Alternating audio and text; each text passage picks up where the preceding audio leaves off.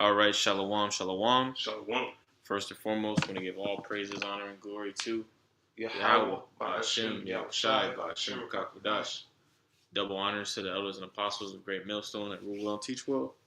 Shalom to the hopeful elect, scattered around the four quarters of the planet Earth, all right, that have returned to the obedience of the scriptures in these latter days, all right. I'm the brother Iraq, and the brother Tasha is on the live as well.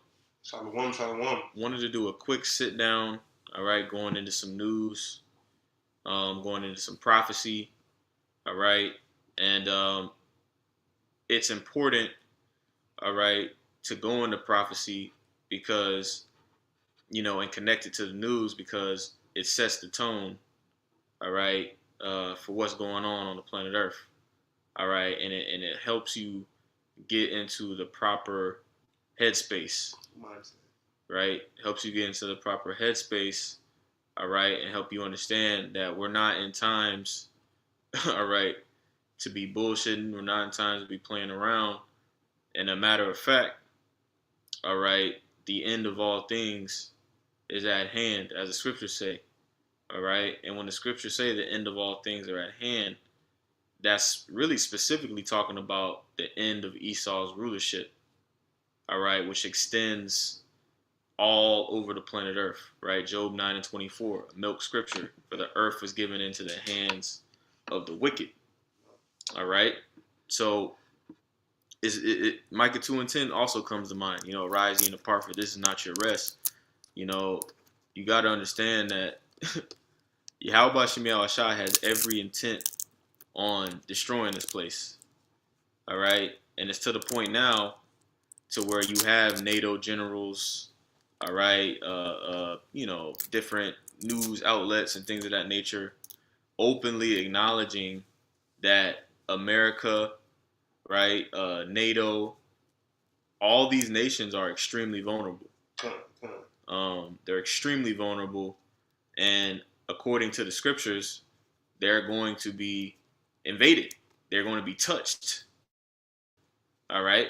So that's what I wanted to go into in this lesson. Do you have anything you want to open up with? I want to open up with this Ezekiel. This Ezekiel chapter 38. I was trying to pick a sweet spot, you know, because it's all meat, especially in these times. I'll just start at 11. You know, wherever you want. I'll start at verse 10. It says, this is Ezekiel chapter 38, verse 10. It says, thus saith Yahweh Shem Yahushai power. You know, it shall also come to pass that at that time, or at that same time, shall things come, you know, into thy mind, and thou shalt think an evil thought. You know, this is going into. Can you read up? Come. You want to start at 8 or 9? Come. Wherever you think is good.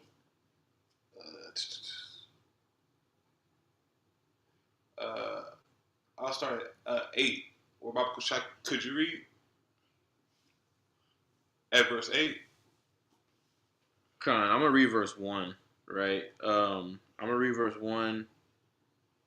And then I'm gonna jump down, or verse 1 and 2, and then I'm gonna jump down so we know, you know, the context. Yeah. Come.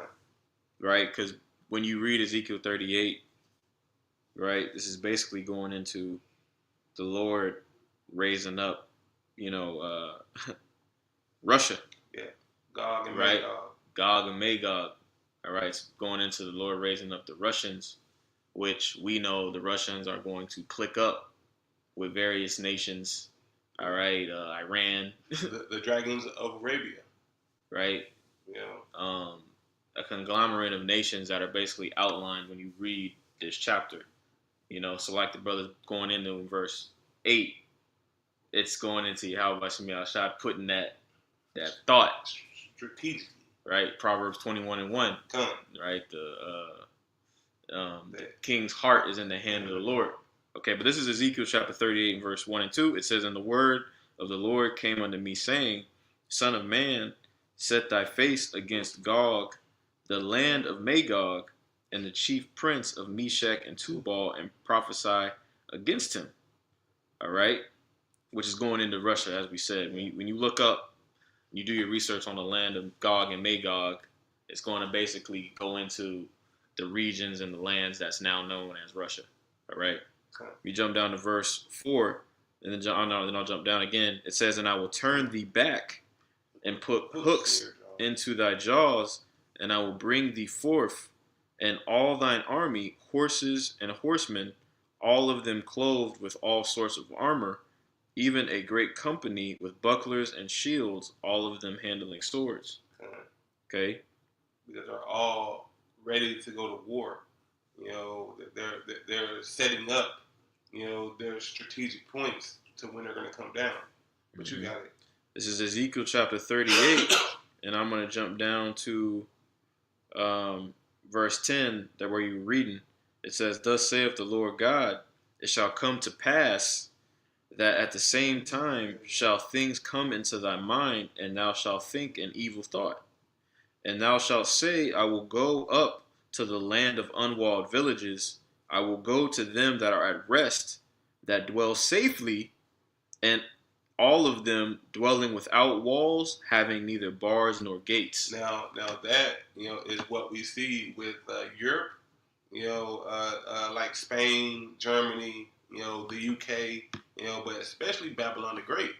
It's going to be a trickle down effect. It's just not going to go straight to the big dog. It has to be strategically planned out, and Israel is a part of that too. Whether you can see it or not, but you got it. Yeah, I want to get that word safely, right? Because that precept goes well with the lesson, because Americans, especially, right, Yep, have a false sense of security when it comes to their livelihood, right? What is that in Psalms? What is it, Psalms 10? I shall never be moved, right? Roughly paraphrasing. I'll find that in a second. But I want to get that word safely, right, in that verse, just for edification. All right, it's Ezekiel 38 and 11. It's that word safely. It says, Strong's H 983. It says security, yes, right? It says properly a place of refuge, right, which is what America has basically been for quite some time. You make a point? Because it hasn't been touched. Mm-hmm. Their only wars have been internal wars, like civil wars, Mm-hmm. or them coming up against Gad. So they haven't really had the notion of somebody coming in from an outside source. Mm-hmm. All right, but you got it. Yep.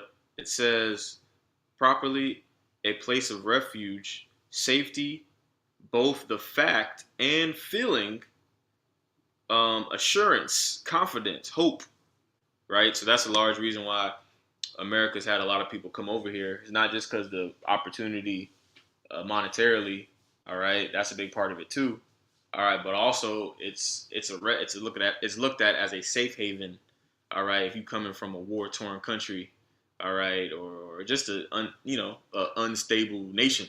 And so like if I cut you off, the reason why those countries are coming from a war-torn country is because America is causing the war. Destabilizing. Yeah, he's destabilizing the region. Yep. All right. So now, because of all this and him going over there, he has a sense of pride. Mm-hmm. He thinks he can't be touched. All right. He thinks, oh, y'all gonna come over here because my army is so vast. But look at you right now. You got it. Let me find this in Psalms 10 real quick. It's Psalms chapter 10 and verse 6. All right, I'm going to start at verse 4. It says, "The wicked, through the pride of his countenance, will not seek after God. God is not in all his thoughts. His ways are always grievous. Thy judgments are far above out of his sight. As for all his enemies, he puffeth at them." All right, and that's because, all right, really, the American military Yeah. has spent more money, right, and have more advanced technology for the most part for the majority of the century. All right, they've been talking that shit. All right, got military bases all over the world. The Navy, the Army, these different special forces units, right? Especially that are coming to light, like the Venezuela situation, where they hit him with a super weapon, right? That was making niggas vomit and blood coming out their eyes, all that. Right. But that shows that he's more stout than his fellows. Right. This article is going to go into how basically it's the tables are turning, because the same technology that Esau's been using to dominate it's going to be used to destroy him. Yep. And cheaper versions, cheaper alternatives of those weapons are being used on a high level in Iran, in Ukraine, right? So the end is here, man. Yeah. It's over. The run is over for Esau, man. And that's what Esau likes to do. He likes to get that one magnificent weapon, that no one else has. But since he falling on hard times, he gonna sell that shit. Mm-hmm. And whenever you sell it, it's gonna be re-engineered, and made from cheaper parts. Yep. And work twice as better. Yep. So that's a good point. It's just like Russia. Russia has invested so much money into their missile technology. They didn't care. Well, they still have a good army. They have a good air force, but their missile technology is the best in the world, and it surpasses America's technology. So it's Esau, attacking Esau. Con, I'm gonna finish this verse. Psalms 10:6. It says, "He hath said in his heart, I shall not be moved, for I shall never be in adversity." All right, and that's the point. That's the spirit that not only Esau Edom at the top is coming in, but that's also the spirit that the average, everyday American has adopted here in America. Okay, so just wanted to touch on that. Salaki for the long introduction. I'm gonna read a few points off this article. You got it. I'm not gonna read all of it, but I want to read some of it and bring out some of these precepts. All right, this is on the Business Insider. All right, military and defense. It says a top NATO commander says the West can no longer count on its homelands staying safe in future wars. All right. So NATO, all right, which is basically a military alliance between, various nations. All right. You had a point? Well, NATO is set up to be a guard against Russia, back in World War II. Yep. All right. And since America's been doing this more stout than its fellows, it's caused a fraction, in the NATO. All right. And then I believe a while back, Trump was trying to pull out of NATO. All right, to where because NATO they weren't paying their part, and they were making America pay everything. So there's a fraction in there, that grew to cause what's coming. You got it. Yep, I'm gonna read a little bit of this. This is it says a short history of NATO. It says, right, because the scriptures talk about the beast with 7 heads and 10 horns. Yep. All right, and the beast with 7 heads and 10 horns represents NATO and the EU. All right, this power that we see dominating the planet Earth was prophesied in the Bible. Okay, it says it is often said that the North Atlantic Treaty Organization, right, because the Atlantic is the ocean between America and Europe. Yeah, in Europe. You know what I'm saying? It says, right, and specifically North America, right, because it says the North, the North Atlantic, right? It says it is often said that the North Atlantic Treaty Organization was founded in response to the threat posed by the Soviet Union, like the brother's saying. So just the concept of NATO in itself is actually a token that Esau eventually would fracture and fall. What did the Lord say? The Lord said, a kingdom divided cannot stand. So these are all tokens and signs, okay? It says this only is partially true. It says, in fact, the alliance creation was part of a broader effort to serve three purposes: deterring Soviet expansionism, forbidding the revival of nationalist militarism in Europe through a strong North American presence on the continent, talking about America, Yep. and encouraging European political integration. So the EU, Yep. right? Which the whole point of politics, if you didn't know, is to control resources. Control right? resources. Like you got it. Go ahead. It's like it. No, you got it. Like the elder was saying in the lesson about fascism. Yep. Fascism is a combination between your political system and corporate entities. They work together. They work hand in hand. So when the scriptures talk about the whore, which is America, riding upon the beast, okay, this is all symbolic, okay, of this system that we're living underneath. You know? Do you have a point? Well, I was going to say, because you said it's the control of resources, but it's control of the human resources. Right. It's the people. All right, but human resources. You gotta have slaves. You gotta have people to work the land. You gotta have people to go and break their goddamn backs. Yeah, and run. and that's why you have a bottom class, a lower class. You had the middle class, and then you had the high class. But now they have crushed the middle class and created a two system, lower and upper. Yep. You got it. And that's gonna be you heathen in the kingdom. Y'all gonna be the slaves. Y'all gonna be the bottom class. Yep. All right. This place of continual employment. Right. All right. But I'm gonna get into this. It says, on the article, it says, in a serious near-peer conflict, Western countries can't count on their homelands remaining safe while their militaries fight overseas, a top NATO commander told Business Insider. Air threats are more numerous and can reach much farther than when the West last fought a major war against a similarly capable adversary. And that was World War II. You know, because no one could really touch America. Yep. You know, and Russia was the only big dog in the fight. China didn't want no smoke. You know, because China had all that stuff over there to take care of. Yep. But you got it. No. It's an important point because, like we're going into, America has the oceans, like it has relied on the Atlantic and the Pacific Ocean as its primary means of defense. Yeah. You right. Know, and they never built up like walls or anything.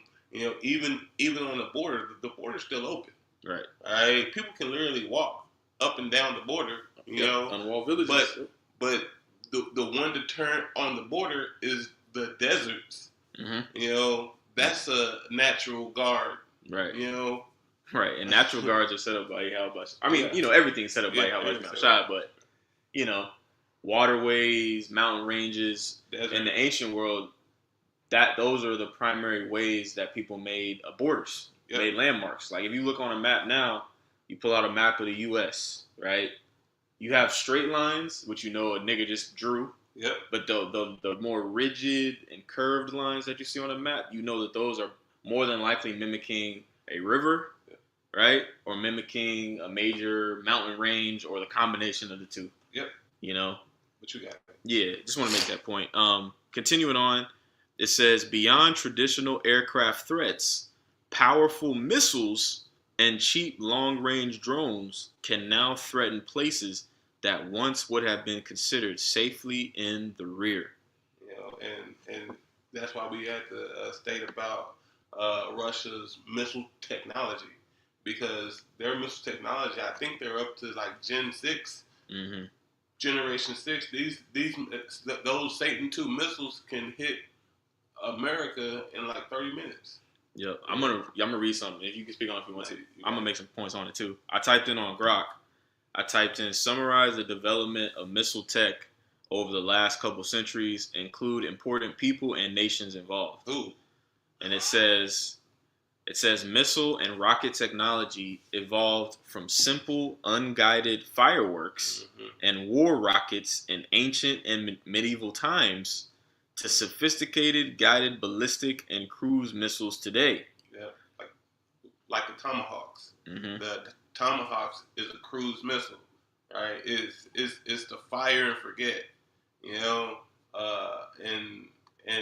but they cost millions of dollars to make. Mm-hmm. You know, they have dumb missiles, missiles that you need to be guided with a laser or on-site firing, Mm-hmm. where you have to see your target. All right, but now they can shoot one and forget it, and Russia leads in that field. Yep. You got it. And this is important because this development of technology is a result of prophecy. Yep. Not only did Yahweh Shem Shai bless Esau with the sword, all right, but the Lord also said that knowledge would increase. All right, but he also said here in Isaiah 9, let me read this real quick. It says Isaiah chapter 9 and verse 5, it says, for every battle of the warrior is with confused noise, right? Going into warfare, swords clanking, niggas screaming and yelling, blood gushing, right? It says, for every battle of the warrior is with confused noise and garments rolled in blood, but this shall be with burning and fuel of fire, going into the destruction of America, the destruction of not just America, but there's other places on the earth that are going to be touched by this missile technology, man. Because as America's been pelted with missiles from abroad, they're going to pelt the other nations, right? Because they have that order, where if and I think this is an AI, loosely paraphrasing. If they get hit, they're just going to fire off everything before, they can't. Mutually assured destruction? Yep. Yeah, mutually assured destruction. Yep. Mad. They mad. Yep. I'll keep reading. You got it. It says, over the last couple centuries, it shifted from incendiary artillery rockets to precision-guided systems capable of intercontinental ranges, often tied to nuclear delivery and space programs. It says key drivers included warfare needs, scientific theory, and Cold War arms race. And when it said about the space, that's that Obadiah about how Esau set that nest in the sky. And stars, yep.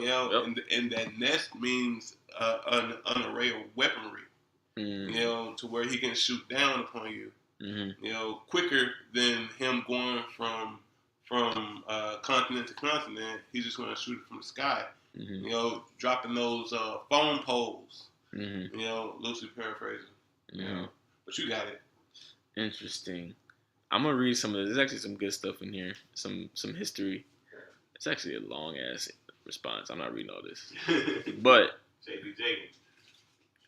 let me see. If I can pick a bone in here, man. It says 19th century revival of war rockets, right? I'll read this. It says William Congreve, Britain, 1772 to 1828, improved on captured Indian designs. It says his Congreve rockets, developed 1804 to 1808, used metal cases, stick stabilization, and ranges up to 1 to 2 miles. They were developed in the Napoleonic Wars and the War of 1812, inspiring the rocket's red glare in Star Spangled Banner. So this is, this is just a nugget going into some history, right? Because like we always say, you got to know the modern mystery, you got to know the history. And when you go into history, prophecies don't just happen. The Lord didn't set it up to where, and he can do this. Yep. The Lord can just make something materialize. But a lot of the things that we're seeing developed over time. And that's because Yahweh Shai put a thought in somebody's head to orchestrate or to make these things that we see today. And it was just worked upon year after year, decade after decade, until you see it for what it is today. But you got it. Yeah, without me getting too far off, let me go back to the article. This is back on the article in Business Insider. It says the warning is not simply that NATO homelands could be hit in a future war. Western militaries have long known that stronger adversaries could threaten cities, bases, ports, and infrastructure in major conflict. Which means what? Your way of life is extremely vulnerable. Yeah. It's extremely fragile. Which is why Yahweh Bashem Yahweh Shah is prompting you Israelites to seek refuge in him rather than seeking refuge in this system that he set up. You get a point? Well, because Esau is trying to seek refuge in his technology, all right, and his technology is going to fail because like the Iron Dome, you know how Iran overworked the Iron Dome, you know, to the point to where they were running out of missiles. You know, Trump or Slovakia, President 47 wants to do that Golden Dome over here in America. All right, which that's going to come to naught as well. You know, you can't trust in Esau, you know, for protection. Woe to them that go down to Egypt for help. You know. But you got it. Here's another point. I'll read the next paragraph. This part I highlighted. It says NATO's problem now is that cheap long-range drones, missiles, sabotage, and mass air attacks mean the rear, which when it says the rear, it's talking about the homeland, is no longer just theoretically vulnerable. Instead, it could be routinely contested, and the West may not have enough defenses to adequately protect everything, requiring tough choices. Now, the reason why is because they have used everything in the armory or gave it away. Because whenever they were giving all that munitions to Ukraine, you know, they gave away a large portion of their Tomahawk missiles to protect a land, you know, or, you know, to protect the area that's the size of Wyoming or Ohio, you know, or somewhat. Is that what they said? Yeah, I think it's the size of Ohio or two, 3 states put together, you know. And then the other part they gave it to was Israel, you know, to them tiny tops, you know, to protect their area from all the enemies that they have attacked. I'm going to say it like that because Israel has attacked all these other countries and then run to the big brother for help. And that's how they got all the missiles. And by a little another conjecture, they got everything for free. You know, they got all their protection for free, but now the people here in Babylon the Great is not protected. So woe to the unwalled villages. You know, but you got it. So like this place is vulnerable, man. It's ready to get touched. It's fickle. You know, I'm finding different ways to say it, but like, you know, it's we are at a point to where like the smallest you know, or I'll like it onto a dam. You know, like when a dam is building, a broken dam is built, water is building up behind it. Yeah. It's building, and it finally cracks and spills. That's where we're at. And I'm gonna add on to that point because with the dam, you know, the most delicate part of the dam, if it's chipped just a little bit, the whole dam fails. You know, so that's where we're at. But you got it. I'll read it a little bit more. It says the U.S. and its allies, since the end of the Cold War, largely fought in wars in which they controlled the skies, and their homelands remained far removed from the battlefield. It says, you got a point? No, go ahead. It says, but weapons, both cheap and expensive, can now strike much farther than when the West last faced that threat, Stringer warned. See, and I wanted you to keep reading to that point because in World War II, they had fleets of planes, right? They had carrier ships where they can station area and lock down everything around it. You know, that World War II was great on that because China tried to develop their own fleet of carrier ships, or Japan tried to develop their own fleet of carrier ships, and that's how that war went to the end that it did, because America like decimated their shit, and no one else had that technology. All right, so they overpowered them. All right, but with Russia developing this missile technology, you know, it costs a lot less than a carrier ship, but it does twice as much damage. Yep. You know, and Revelation 9 goes into World War II. World War II, right? When it talks about those locusts. Yep, locusts. When their heads were like crowns of gold, right?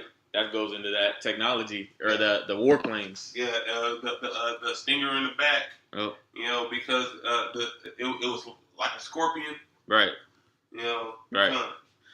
Yep, that's a good point. This is back in Business Insider. It says, and I have a precept real quick. This is it says, but weapons, both cheap and expensive, can now strike much farther than when the West last faced that threat, Stringer warned. He said many longer range weapons during the Cold War had standoff ranges measured in hundreds of kilometers or miles. We're now talking thousands of miles. Now, let me get this real quick. This is in 2 Ezra chapter 16. Boom. And verse 13. It says, for strong is his right hand that bendeth the bow. His arrows that he shooteth are sharp, and shall not miss when they begin to be shot into the ends of the world. So that means that they're not going to crash into each other. It's going to be set up to hit this point. All right? Yep. And just like those missiles that they shot over there in Iran that hit that school of 163 little girls. Yep. You know, the bombing. Oh, that was an accident. Nah, that wasn't an accident. You chose to pick that coordinate. You chose that. Yep. So just like in today, these nations have missile technology that they're going to choose to hit exactly where they want it to hit. Yep. Yep. And this is all the judgment of the Lord. All this is Yahweh Shemi Shai. This is what people are not considering and thinking about. There's a reason why millions and millions and millions of missiles have been created and stored in various places and silos all over the planet Earth. All right? They're all going to be utilized. All right? The scriptures say the Lord didn't create anything without a purpose. Yeah. So guess what? These missiles are coming to a city near you, man. All right? And really, that's why we know the only logical, when you understand the scriptures, the only logical deliverance is a chariot. The only way out is up. Yep. To be beamed up and to be protected and shielded from destruction. Were you reading that Wisdom of Solomon 5? I haven't read it yet. You want me to pull it? Bible Kashara, pull that Wisdom of Solomon 5. We can jump straight to the point. Start at 20. Wisdom of Solomon chapter 5 and verse 20. It says, his severe wrath shall he sharpen for a sword, and the world shall fight with him against the unwise. Go to 21. It says, then shall the right aiming thunderbolts go abroad, and from the cloud, as from a well-drawn bow, they shall fly to the mark. You know, I just wanted to pull that because it connected to the precept that you brought out previous to it. You know, because Yahweh Shemi Shai is going to let all these missiles hit their mark, just like whenever the chariots are firing over here on Babylon the Great. You know, that heat that they're firing out is strategically going to hit particular places. Yeah. Okay? Yeah. You know, and I'll finish this out. All right. Continuing on the article. All right, this is the last part that I have highlighted. Okay. It says, the war is also showing how drone threats can emerge far from the front. Ukraine, for example, smuggled drones into Russia Boom. and launched them at airfields in an operation that is said to hit 41 Russian warplanes. Operation Spiderweb causing that's what the Ukrainian smuggling operation was called. Operation Spiderweb caused an estimated $7 billion in damage. Current and former military officials have said the West must study that operation closely as a new type of tactic and threat. And that with all the migrants coming over here, Boom. Yep. You don't know what they have. Exactly. You know, and the people. Yep. I mean, and what we just stated, going into how the border's not defended. You know, it's a natural barrier, but you know, it can be penetrated. Yep. You know, also with the missile technology, you know, if you fly low enough, you can get underneath the radars. Mm-hmm. You know, these radars, your weaponry isn't going to save you. You know, so Yahweh Shemi Shai has, you know, set this thing up perfectly. Come, you got it. Con, that's it. You got any precepts to bring out? Con, well, hey, just wanted to go into that. You know what I'm saying? Bring out some points on the article. Lord willing, it was edifying. The water for the brothers that tuned in. With that, I'm going to give all praises, honor, and glory to Yahweh, Ba'ashem, Yahushai, Ba'ashem, B'Kakwadash. Double honors again to the elders and apostles of Great Millstone that rule well and teach well. All the Akiam, brothers and sisters. And shalom to the next lesson. Shalom and shalom.